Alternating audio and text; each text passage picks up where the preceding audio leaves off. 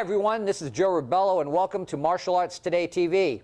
I recently had the opportunity to attend the Action Martial Arts Magazine Mega Weekend, which included their Expo and Trade Show as well as their Hall of Honors banquet.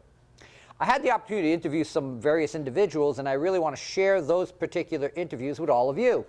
I hope you enjoy these various interviews and these special guests that we have. Again, interviews with individuals such as Michael Jai White, star of Tyson, Spawn, and numerous other films and TV shows. Mr. Tom Getlin, the founder of the Warriors Alliance, and other individuals as well. So stay tuned for some exciting action and interviews here on Martial Arts Today TV. Welcome back. We're back with more exciting action here at the 2017 Action Martial Arts Mega Weekend Trade Show and Expo. And we're here with our special guest, Michael Jai White. Michael, it's so great to have you on the show. Long overdue. Thank you so much. Good to be here. Michael, the question I always start all my interviews with is, how did you begin in the martial arts? Well, I started when I was about 7 or 8, and it became kind of an obsession with me really early on. Two of my buddies growing up, they used to attend martial arts classes, and I would go with them and watch from the sidelines. And from the sidelines, I would learn what they knew in the advanced class. So I would practice incessantly when I got home, and to the point there, one day that my friends came to me to find out what was next that they had to learn. And since my mother didn't want me to do martial arts classes, so she wouldn't pay for them. So when the instructor saw them consult me to find out what they had to know next, the instructor was like, "Well, who's your teacher?" I said, "Well, you are, because I've been watching, but I, practice everything." And he asked me to give him a demonstration. I gave him a demonstration, and from that day on, he never charged me. So I got taught martial arts for free, and it's been an obsession ever since then. Now, was that with the Shotokan Warriors group back in the day? Because I remember you were associated with them at one point. Yeah, it was with Rex Lee at the time. Yep. Rex Lee, who was associated with the JKA Shotokan. Also, he was kind of part of the whole. He was affiliated with Moses Powell and those guys as well. Yeah. Of course. Now, how did you get involved in Kyokushin? Most people know you through your studying Kyokushinkai. Oh yeah. Kyokushin was once, I think I started Kyokushin around like 10 or 11. It's just something about it. I asked my mother after, she relented and saw how, I was putting my attention in martial arts. I wanted to do that. And it was something about the figure of Shigeru Oyama in the phone book, just the way he looked, and he just looked like I don't know, like you tear anyone apart. I remember that. Yeah, like he looked like unstoppable. His fist looked like a brick, and for something about that, I was like, I want to go there. And then I got into Kyokushin, and then I kind of carried on. I did Kyokushin like full thrust, and I still did Shotokan, and then later Taekwondo, and then Tang Soo Do. I was going to say, you also explored the Korean martial arts. Yeah. I remember you from the tournament days. I remember you, a young Michael Jai White with his buddies, stand in front of a concession stand, and you didn't have enough money for a soda, and they wouldn't buy you one, and I bought you one, and it was like, I said, "Here you go, Michael." He goes, "And how do you know my name?" I said, "Honestly?" He goes, "Yeah, you're the only black kid in the division named White." And now you used to train. You really were a student of the game. You would go train with Bill Wallace. You were going. What was your impetus in regards to getting into point fighting in the point tournament scene? Well, I mean, I kind of did the point system tournaments. Well, for one, I mean, I've been on my own since I was 14 years old. Right, and a lot of people aren't aware of that. And they used to give away money as first place. Right. And I mean, I used to make $100 go a long way. You bet. So I did point system fighting for, prize fighting basically. Whenever they would be giving away money for top prizes, I did that, and I kind of. I didn't take point system as serious. I still did the kind of knockdown stuff and learning boxing and everything else.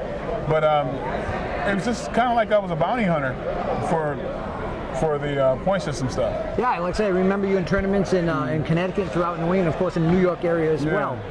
How did you get involved in films? How did all that begin with your screen career? Well, yeah, martial arts was a love of mine, and I found early on that I had a talent for acting.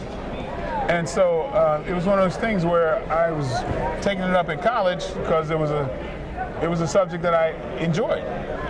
And so, I mean, I didn't take it serious. I was thinking, well, because the people that went to college for drama seemed to be very different than me. They were very, like, narcissistic. They were very much like, look at me, that type of thing. And I didn't have that, so I didn't think I had it to be in the acting. I was like, I wasn't that way. I didn't, but the fact that acting fascinated me, the way to portray people's lives, honestly, that fascinated me because I knew every kind of person growing up. And I knew them from the inside, really what made them tick. I don't care if you were a drug dealer to a prostitute, I know someone like that personally. And it was just, humanity fascinated me. And so it was a natural fascination that I got into the acting because I had a genuine fascination and love for, looking at the world through other perspectives that I still have today. And so, in a way, with acting, you make your pathology work for you, So I was one of these guys that had, I was just very eclectic, but that kind of gets in the way of people being able to assess you because you don't belong on one shelf because you're you might be the smartest guy in the room or the dumbest or the funniest or the most serious or the most dangerous from one day to the next. So people don't know how to deal with someone like that, but it actually helps out a lot with acting. Because when you have this diversity of who you are, you can play that many characters. So it really fit with who I was. And that's the beauty of your ability as an actor, your diversity of roles, whether it be portraying Mike Tyson, working in the Tyler Perry films. It's run the gamut. What was your first martial arts role? What was the rules of it? My first real martial arts role was Universal Soldier Part 2. That's the first movie because I wanted to establish myself as an actor first. Of course. With movies like Tyson and Spawn, had nothing to do with martial arts. Right. They were straight up dramatic roles. But when I did Universal Soldier Part 2, martial arts skills was on display, and so I got what I wanted.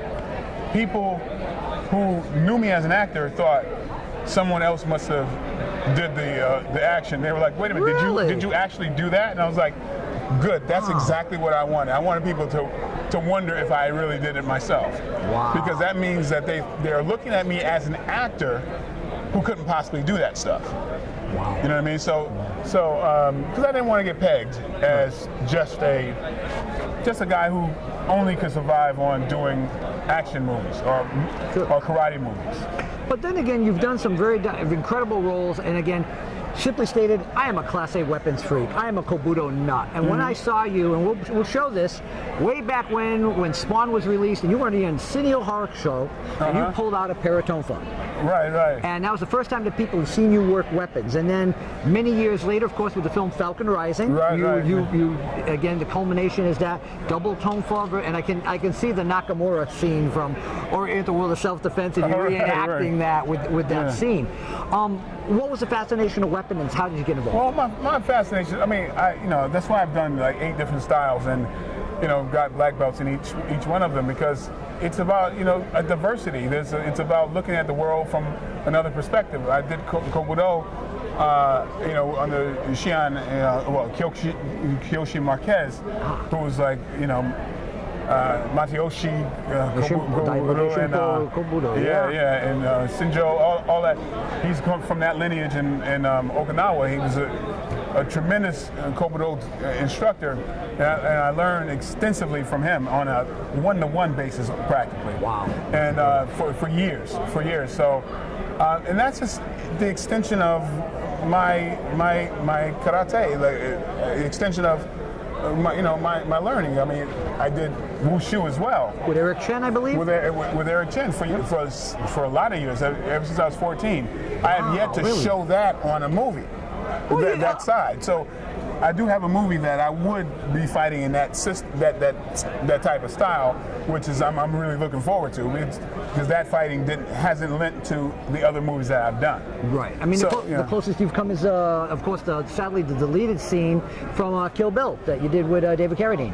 Right. The sword fight scene. I actually do a bit of wushu in there. Yeah, you do.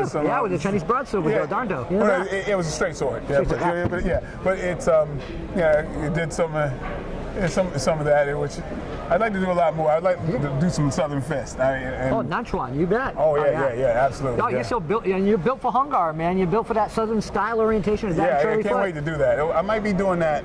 I got a movie that looks like it's one that's going to be out of China, and it's kind of like billed as the Chinese Expendables. Oh wow! So it looks good, and we might be filming that in about 2 months. Okay, well, since we're talking about weapons, we've got to talk about a little bit of your swordsmanship in the fight scene you did with Steven Seagal. How did all that come about, and especially using the unique versions of swords that you had? Right. Yeah, at the time, I was studying sword with Shimabukuro. So actually, Kyoshi Marquez and I would go train and go to San Diego and train. Right. It was amazing that he, came from Japan and actually settled in California, in San Diego. That was an amazing opportunity. Definitely. But so I drew from some of my Musu Jikiden, Yaido, in that scene. I got a chance to do a little bit of that, but not much, because we were using paper cutters, like I think fabric cutters, yes. I believe. Yes. But the deleted scene out of that breaks my heart, because really we'd done some stuff in that scene that was kind of amazing. But I hope it shows up someday. Yeah, really. I mean, I love the backflip that they installed into it. It's movie stuff, but still with this. There was a part where Steven Seagal throws a roll of fabric at me, and it unrolls as it's coming at me, and I slice through it like a shark. Wow. Going at him. And it was amazing. It was an amazing sight. But and there's some other stuff in that fight scene that didn't make the cut, but yeah, there was some cool stuff that was in there. And we've got to mention about your Yai instructor, who's a world-renowned Aikidoka and also Japanese sword, Yai Jutsu, Ken Jutsu, Bato-Do. And for those of you who are film savvy, if you've seen one of the Ninja Turtle movies, live action, and you see this bald gentleman that's associated with the Foot Clan, that's him. Now, again, I want to talk about one guilty pleasure before we go. You've always mentioned you've never been particularly fond of this film. I like Silverhawk. Okay, it's one of those films. It's a Chinese superhero movie with Michelle Yeoh, and you play one of the characters. Tell me about Silverhawk. Well, I wanted to go to China. See the look on his face? I wanted to go to China. There's no choreography, no action choreography that touches China, at the time. I mean, Indonesia, with the raid movies, they're on another level now. But at the time, the movies, the action movies in China, the art of choreography and the way they would shoot seamlessly was like heads and tails, way above anything. And so to go to China and to do movies there and be right on hand and soak up exactly how they go about it, that was one of the main things, and I learned a lot when I did that. Now, who was the choreographer of Silverhawk? Who was the main choreographer? That was, oh man. Was it Korean? No. Alan Sitz. Alan Sitz. Yes. Yeah, it's incredible. Again, you've had such an incredible, diverse career.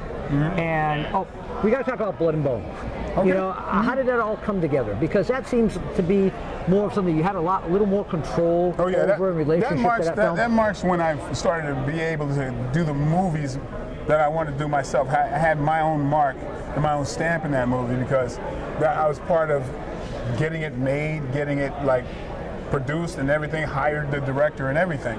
So that was something that like I intend on continuing to do now that I'm making my own movies and getting my own, happy investors that, they're happy on their return on investment, so I can continue to do these things. And they're tending to sell worldwide, so thank you, loyal audience, and once again, thank you very much. Hope to bring a lot more. And again, from everything from Spawn, Tyson, we haven't even touched upon the Never Back Down series, which has been great for you. Yeah. Enjoyed the latest installment from Never Back Down Thailand. That was awesome. With Josh Barnett. And again, just incredible work. What does the future hold for you? What's next for you? Well, I got 4 movies coming out this year. One's a thriller.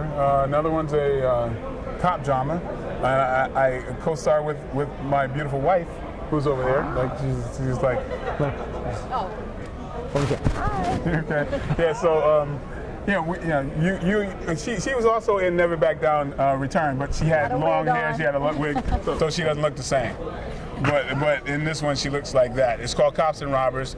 This was myself, Tom Berenger, and Quentin Rampage Jackson plays my brother. Wow. Yeah, which is kind of an ongoing joke in Never Back Down 3. 3, yeah. Because I get mistaken for Quentin Rampage Jackson. Yep. It actually does happen, so I put it in the script. Give us a brief shining moment. We can just do it like this. Okay, you can see that. It's not movie magic or anything. Speaking of which, we got to talk about Tony Jaa mistaking you for. Oh, Cuba Gooding Jr. Yeah. That was the punchline to that whole thing. Throughout the whole movie, people think I'm Rampage Jackson, and when he howls, I think he's just, he thinks I'm Rampage Jackson. But it's that's the structure of comedy on 3s. The third time it's something else. So it's like, it worked. It worked. It worked, and it people worked well. laughed, and I liked with the trailer, people kind of got the feel of the movie. That's what I wanted to. I wanted to entertain. I want. There you go. The mark of my films, I want it always to be, if you took the martial arts out, it'd still be a good movie. That's what I want. And there you go. And here with Michael Jai White. Michael, thank you so much for taking time to do this interview. I know you've got a very busy schedule. All right, yeah, cool. We'll be back with more exciting action from the career of Michael Jai White here on Martial Arts Today TV. Stay tuned. All right.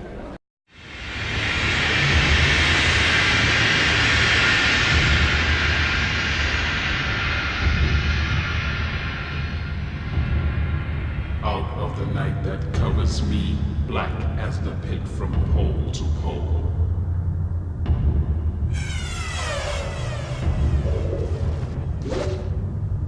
I thank whatever gods may be for my unconquerable soul.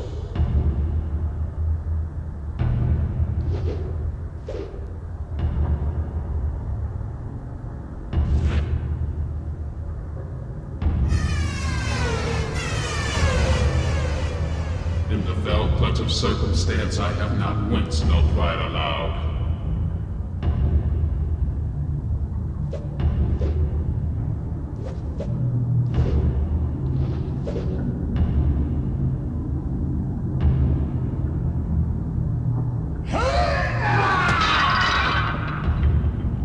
Under the bloodedings of chance, my head is bloody, but unbowed.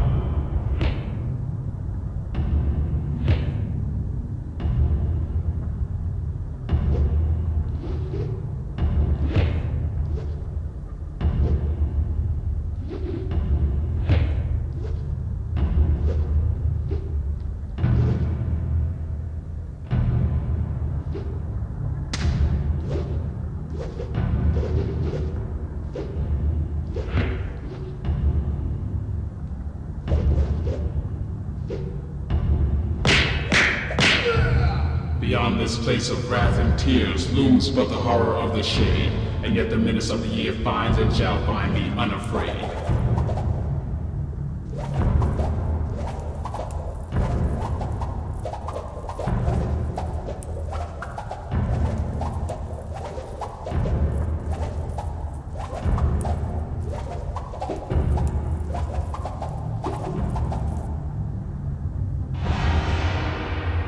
matters not how straight the gate.